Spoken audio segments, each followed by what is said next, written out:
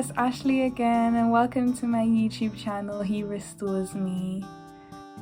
The previous video was about how to support someone with a mental health condition, and today's topic is how to deal with a diagnosis. There are various ways that you could deal with a diagnosis. I was diagnosed with psychosis first and then schizophrenia.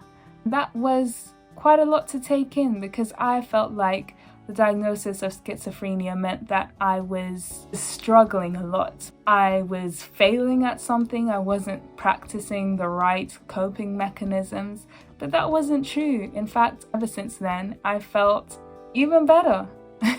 So it doesn't mean that there's no hope. A diagnosis is simply a label that is used by the psychiatrists and mental health professionals to categorize your condition and to understand what you are going through. Research your diagnosis. With the research, you can see the symptoms, treatment, the potential causes. That's just the beginning. If you read the symptoms of the diagnosis and you find out that what you have and what they're saying you have are two different things, then you might be misdiagnosed. And I think that goes on to the next point, which is to understand yourself, to know yourself. It's all well and good having a piece of paper that tells you what you might be experiencing, but only you know. You may experience things that are very unique to you. With that, then you can learn how to best support yourself. With understanding yourself comes knowing what healthy coping mechanisms you can apply to your routine, to your life. For example, I love music, so a coping mechanism that I will use is singing, playing the guitar, making music. But I think it's vital that you do what works for you.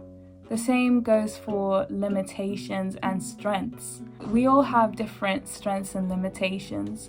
For example, you may be more introverted and it takes a lot for you to talk to people. Maybe your therapist is suggesting that you talk to 5 people in a day, and that's just too much for you. Do what works for you and don't do something that you're extremely uncomfortable with. The next way that you can deal with a diagnosis is by realizing that the diagnosis doesn't define you. You are a person outside of that diagnosis. That diagnosis is just a part of your experiences. It doesn't consume your identity. View yourself as someone who is complex and someone who is multifaceted. Don't believe that this diagnosis defines you. Another great way that you can deal with a diagnosis is to think about treatment. Treatment can cover a range of things from natural remedies to medication to talking therapies. There's a lot that is under the banner of treatment. Recovery isn't a destination, it's a journey. Trial and error will become your best friend. You'll try a medication, you won't like that, try a different one. Eventually you'll find the right medication. I would suggest that you speak to someone who knows what they're talking about, preferably a psychiatrist, to prescribe you the right medication. My advice is use more than one treatment. You could use medication and natural remedies, or exercise and sunlight. There's so many forms of treatment that you could use, so I would suggest trying to use as many as possible, only if they are not going to cause problems in the future.